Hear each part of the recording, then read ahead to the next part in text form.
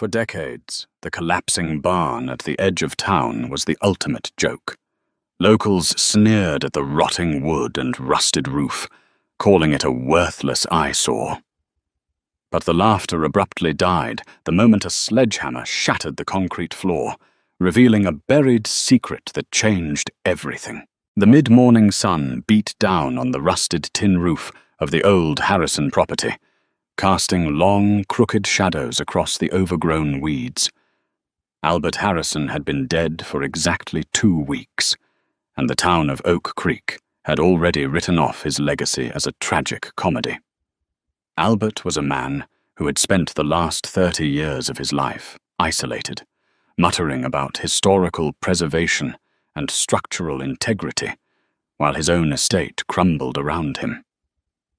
To the locals, he was the town eccentric, a hoarder whose crown jewel was a massive, dilapidated barn that leaned precariously to the left, looking as though a strong gust of wind would reduce it to splinters.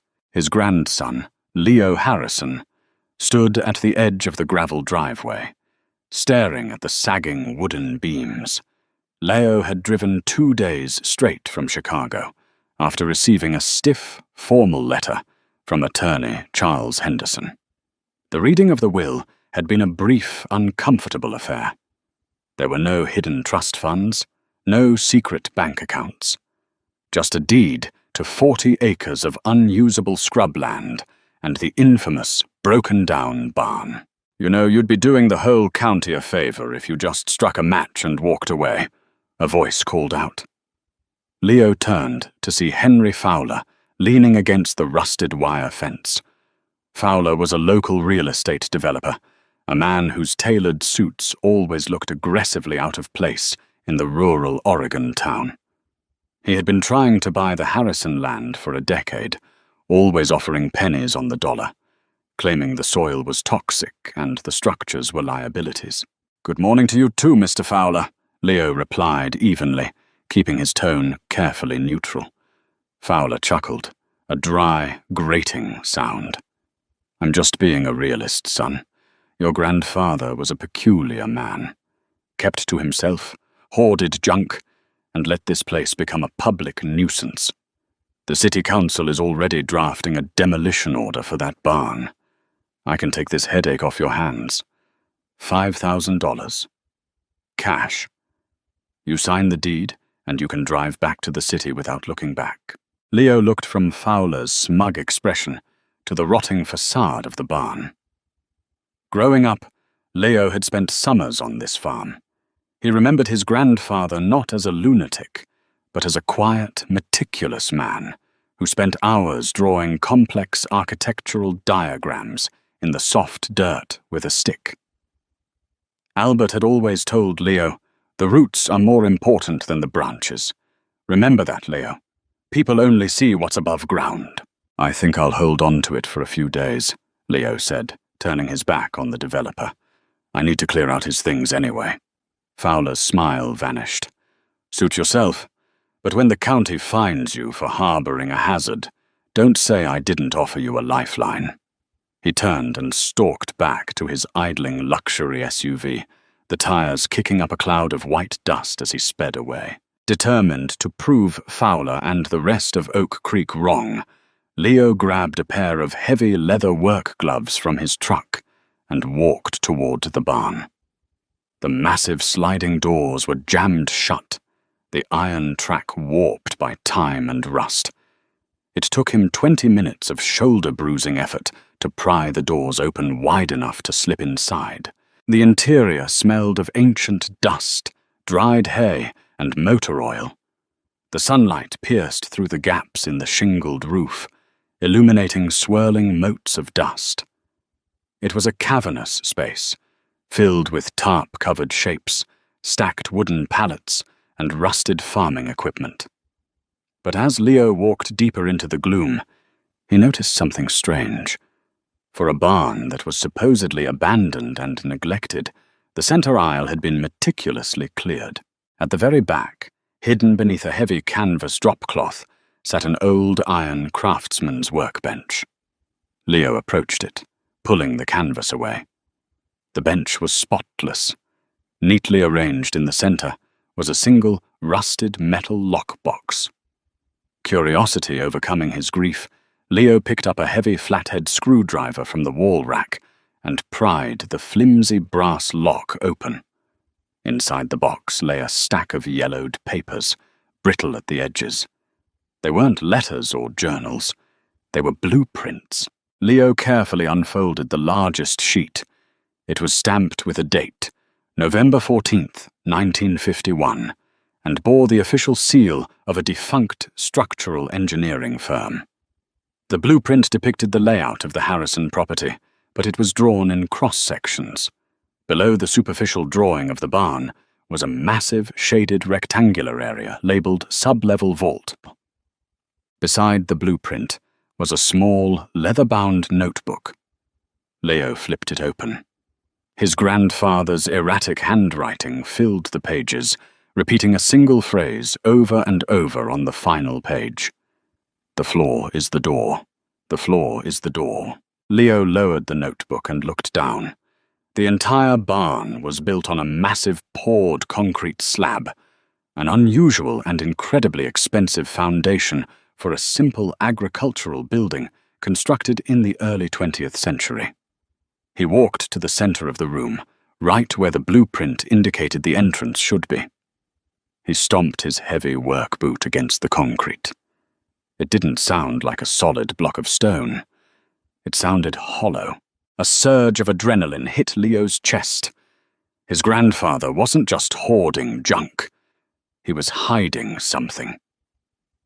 Ignoring the exhaustion in his bones, Leo marched out to his truck and retrieved a 20-pound steel sledgehammer. The mockery of the town, the condescension of Henry Fowler, the pitying looks at the funeral. It all fueled the fire in his muscles as he raised the heavy hammer above his head. The first strike sent a violent, bone-rattling shockwave up Leo's arms, vibrating straight to his teeth. The sledgehammer bounced off the concrete, leaving behind only a faint white scuff mark and a cloud of pulverized dust. Leo took a step back, adjusting his grip, his breath forming ragged plumes in the cool, damp air of the barn. "The roots are more important than the branches," he muttered to himself, echoing his grandfather's cryptic wisdom. He swung again, then again. For 2 grueling hours, the rhythmic, deafening sound of steel smashing against concrete echoed across the empty property. Blisters formed and popped on Leo's palms beneath his gloves, and his shirt became soaked with sweat.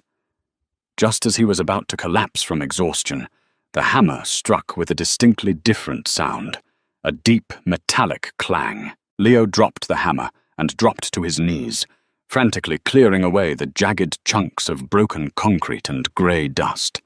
Beneath a 3-inch layer of poured cement, a rusted iron plate emerged. It was a massive, heavy-duty industrial hatch, approximately 4 feet by 4 feet, complete with a sunken rotary wheel lock in the center, resembling the bulkhead door of a submarine. His heart hammered against his ribs. The town of Oak Creek had spent decades laughing at Albert Harrison, calling him a fool for letting his property go to ruin. Completely unaware that he was standing on top of a military-grade bunker, Leo gripped the iron wheel, fully expecting it to be rusted solid. He planted his boots, grabbed the wheel with both hands, and threw his entire body weight into it. With a shriek of agonizing metal friction, the wheel groaned and moved an inch. Encouraged, he pushed harder. The locking mechanisms beneath the thick steel clicked and disengaged one by one. With a final heave, he pulled upward. The heavy door swung back on its massive hinges, hitting the concrete floor with a heavy thud. A blast of cold, stale air rushed up from the darkness, carrying the distinct scent of old paper, leather, and machine oil. Leo grabbed the heavy-duty tactical flashlight from his belt, clicked it on, and aimed the blinding white beam down into the abyss. A perfectly preserved steel ladder descended into a deep, cavernous room. Taking a deep breath to steady his nerves, Leo began the descent. The ladder went down at least 20 feet. When his boots finally hit a solid floor, he slowly swept the flashlight beam around the room, and his jaw dropped. This was no ordinary storm cellar. It was a sprawling subterranean vault, reinforced with thick steel support columns and poured concrete walls that looked strong enough to survive an air raid. The room was immaculately dry, thanks to a complex network of passive ventilation pipes running along the ceiling.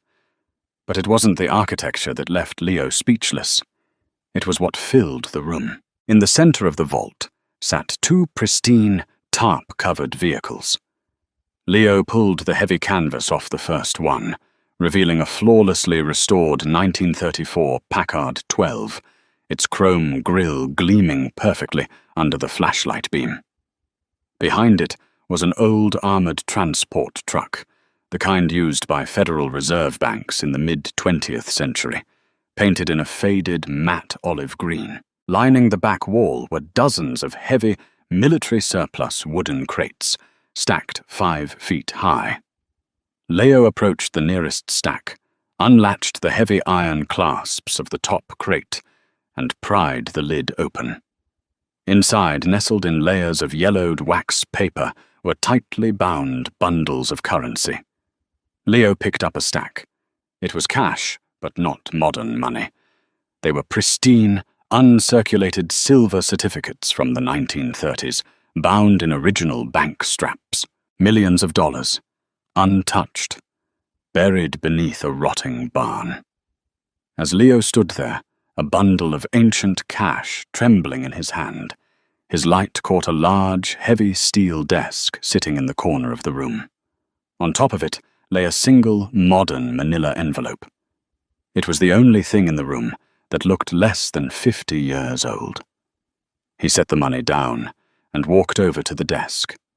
Written on the front of the envelope in his grandfather's unmistakable, shaky handwriting were 2 words: for Leo.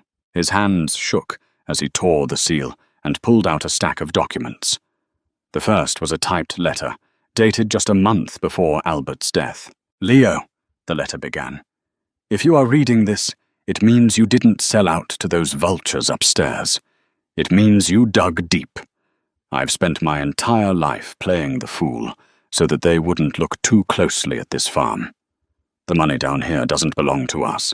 It belongs to the victims of the 1952 Central Pacific Bank heist, a job orchestrated not by gangsters, but by the very men who founded the modern town of Oak Creek.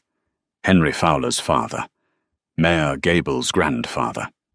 They stole the future of hundreds of families, pinned the blame on a drifter, and asked my father to hide the vault under the guise of an agricultural cellar." Leo felt the blood drain from his face as he read the names. The elite of Oak Creek, the wealthy, respected families who owned the town, ran the local government, and mocked his grandfather in the streets.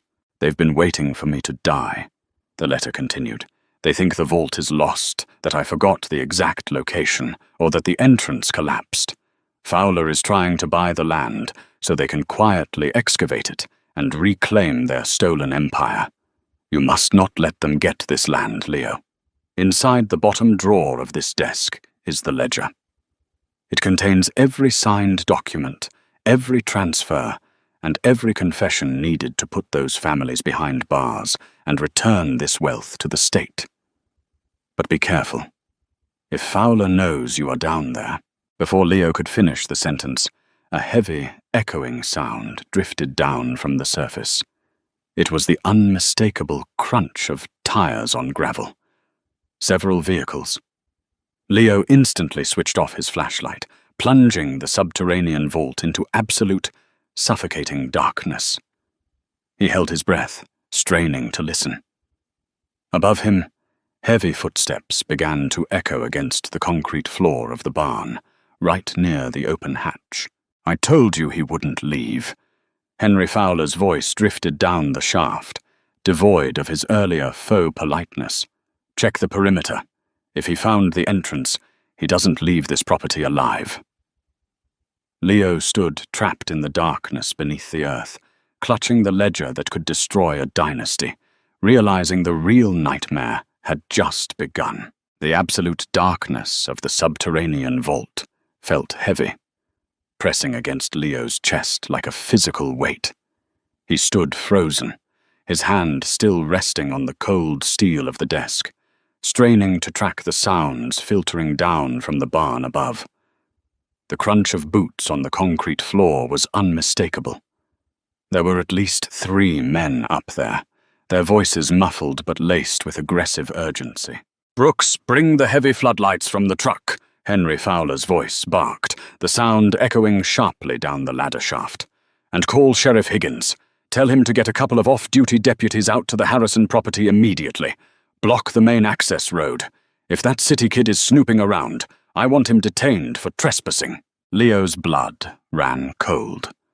The local sheriff was in on it too. It made perfect sense. A conspiracy of this magnitude, covering up the 1952 Central Pacific bank heist, would absolutely require the complicity of local law enforcement.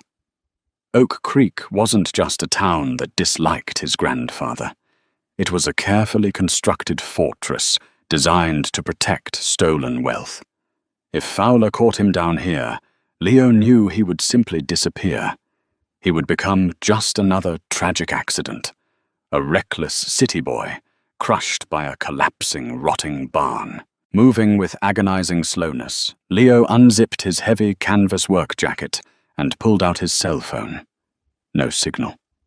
The thick concrete and steel-reinforced walls, combined with being 20 feet underground, completely blocked any cellular reception. He was entirely on his own. He needed an exit. Snapping his jacket over his flashlight to muffle the beam, Leo clicked the light on. The dim, red-filtered glow barely illuminated the space, but it was enough to guide him back to the workbench where he had found the blueprints. He desperately unfolded the brittle, yellowed paper, scanning the cross-sections his grandfather had drafted over half a century ago. His eyes traced the main vault chamber, moving outward. There, in the bottom right corner of the schematic, was a secondary passage. It was labeled Emergency Intake/Exhaust Trench, designed to provide fresh air if the main passive vents failed. The drawn line extended approximately 300 feet eastward, terminating directly beneath the old, abandoned grain silo at the far edge of the property. Above him, the squeal of a heavy flashlight turning on pierced the gloom. A bright beam of halogen light swept across the top of the ladder shaft. "I'm going down," a gruff voice, presumably Brooks, echoed. The metal ladder groaned under the weight of a heavy man descending. Panic threatened to lock Leo's muscles, but the survival instinct took over. He grabbed the modern manila envelope containing his grandfather's letter and the explosive ledger from the desk, shoving them deep into his canvas backpack. As an afterthought, he grabbed 2 tight bundles of the 1930s silver certificates and stuffed them in as well. He needed undeniable, physical proof. Leo dropped to his hands and knees, keeping below the sweeping beam of Brooks' flashlight, and crawled toward the eastern wall of the vault. He ran his hands along the freezing concrete baseboard until his fingers brushed against a heavy, cast-iron grate. It was 2 feet through and held in place by 4 rusted bolts. "Mr. Fowler!" Brooks yelled, his voice echoing loudly in the cavernous space. "You need to see this. It's here. The trucks, the cash. It's all here." The old crazy bastard actually kept it intact. "Stay put, I'm coming down," Fowler shouted back, his voice trembling with naked, greedy excitement. Using the heavy flathead screwdriver he still had tucked in his belt, Leo jammed the tip under the edge of the grate and pried with all his might. The rusted bolts squealed loudly. "Did you hear that?" Brooks asked, his flashlight beam snapping toward the back of the vault. The light caught the edge of Leo's boot, just as he slipped head first into the exhaust trench, dragging his backpack behind him. "Hey, someone's down here!" Brooks bellowed. The sound of heavy boots pounding against the concrete floor signaled a charge. Leo scrambled forward in the pitch-black tunnel. The air in the trench was thick with decades of dust, cobwebs, and the metallic tang of rust. It was suffocatingly tight. His shoulders scraped against the rough concrete walls with every movement. He could hear Brooks tearing the grate completely off its hinges behind him. "He's in the vent pipe. Get back up top," Fowler commanded from the main room. "He can't get far. Spread out. Find where this pipe leads." Leo crawled faster, ignoring the sharp rocks and rusted debris tearing through the knees of his jeans. His lungs burned, gasping for oxygen in the confined space. The darkness was absolute, playing tricks on his mind, making him feel as though the earth was actively compressing around him. He dragged himself forward for what felt like hours, though it could only have been minutes, until his head suddenly bumped against a solid wooden barrier. He had reached the end of the line, the base of the silo. Muffled shouts filtered through the wood. Fowler's men were already outside, sweeping the overgrown fields with high-powered spotlights. Leo rolled onto his back in the cramped space and kicked upward with both heavy work boots. The rotting floorboards of the silo gave way with a loud, splintering crack, raining decades of dried grain dust and wood debris down on his face. He pulled himself up through the hole, emerging into the hollow, echoing belly of the abandoned grain silo. Through the cracks in the wooden slats, he saw beams of light cutting through the thick fog that had rolled into the valley. "Check the silo!" a voice yelled from the direction of the barn. Leo didn't hesitate. He slipped through a missing board at the back of the structure, dropping quietly into the tall, wet grass. Instead of running toward the main road, where Sheriff Higgins's deputies were surely waiting, he bolted directly into the dense, unforgiving Oregon pine forest behind the property. Branches whipped his face, and his boots slipped on wet moss, but he didn't stop running until the shouts of Fowler's men faded into the distant silence of the woods. He had the evidence. Now he just needed to find someone he could trust. By 6 a.m. the following morning, Leo was sitting in a brightly lit, neon-soaked diner, 3 counties away from Oak Creek. He was covered in mud, his hands were bleeding, and he had spent the last 7 hours hiking through treacherous backcountry to avoid the main highways. Across the sticky laminate table sat Special Agent William Caldwell of the Federal Bureau of Investigation's Financial Crimes Division. Caldwell, a stern-faced man in his late 50s, sipped a black coffee and stared at the items Leo had laid out between the salt and pepper shakers. "Let me make sure I understand you, Mr. Harrison," Caldwell said, his voice a low, serious rumble. "You are claiming that the 1952 Central Pacific Bank heist, a federal case that has been cold for 70 years, was orchestrated by the founding families of Oak Creek, and the stolen assets are currently sitting in a bunker beneath your grandfather's barn." "I'm not just claiming it. I brought the receipts," Leo said, his voice raspy from exhaustion. He slid the ledger across the table. Caldwell opened the book. His eyes scanned the meticulous, detailed entries Albert Harrison had secretly compiled over a lifetime of surveillance. The ledger was a devastating masterclass in forensic accounting, detailing the conspiracy with surgical precision. It included the original manifest, a stolen carbon copy of the bank's internal vault inventory from 1952, matching the exact serial numbers of the recovered cash. The bribe records, dates and exact amounts paid to former police chiefs and county judges to look the other way, funneled through dummy construction companies. The confession, a signed, notarized affidavit from Albert's own father, confessing to building the vault under duress after being blackmailed by Henry Fowler's grandfather. The money. 2 pristine bundles of 1930s silver certificates, complete with the original Central Pacific Bank stamps. Caldwell picked up a bundle of the antique cash, inspecting the seal. The skepticism melted from his eyes, replaced by a sharp, professional intensity. The local sheriff is out there right now. Higgins, Leo nodded. He's helping Fowler secure the perimeter. They think I'm still hiding in the woods. They are probably trying to move the vehicles and the cash before the county gets wind of it. Caldwell snapped his cell phone shut after sending a rapid text message. Not today, they aren't. Eat your eggs, Leo. We're going for a ride. 3 hours later, the quiet, mocking town of Oak Creek was rudely awakened by a sight it had never seen before. A convoy of 12 black federal SUVs, accompanied by heavily armed state police tactical units, roared down Main Street, completely bypassing the local precinct. They tore down the dirt road leading to the Harrison property, kicking up a massive storm of dust.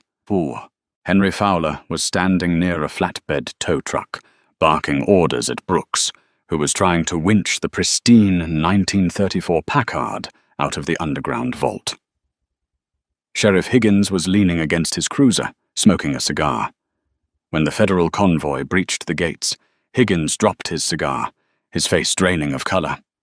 Before the sheriff could even reach for his radio, state troopers had him pinned against the hood of his own vehicle, stripping him of his badge and weapon. Fowler froze as Special Agent Caldwell stepped out of the lead SUV, followed closely by Leo. "What is the meaning of this?" Fowler demanded, trying to project his usual arrogant authority. "This is private property. I am a respected developer in this county." "Not anymore, Mr. Fowler," Caldwell said coldly, holding up a federal search warrant. "You are under arrest for conspiracy, extortion, destruction of evidence, and the attempted murder of Leo Harrison. We also have warrants out for Mayor Gable and half the city council. It seems your grandfather's secrets just caught up with you." Fowler's eyes darted to Leo, filled with a venomous, impotent rage as federal agents swarmed the barn, descending into the vault to secure the millions of dollars in stolen currency. The empire built on stolen money and local intimidation had crumbled in a matter of hours. In the weeks that followed, the story exploded across national news networks. The Oak Creek conspiracy became the biggest scandal of the decade. The town's elite were indicted, their assets frozen, and the stolen funds were placed in a federal trust to compensate the descendants of the original bank victims. As for Leo, the state seized the stolen cash, but the law had a surprising loophole. Because Albert Harrison and his father had legally purchased the farm, the vault itself, and legally acquired the antique vehicles to serve as a cover for the bunker, the real estate and the cars belonged entirely to Leo. A year later, the rotting barn was finally demolished. In its place, Leo built a beautiful, modern farmhouse. The underground vault was structurally reinforced and converted into a massive, climate-controlled garage. The crown jewel of the garage was the flawlessly restored 1934 Packard 12.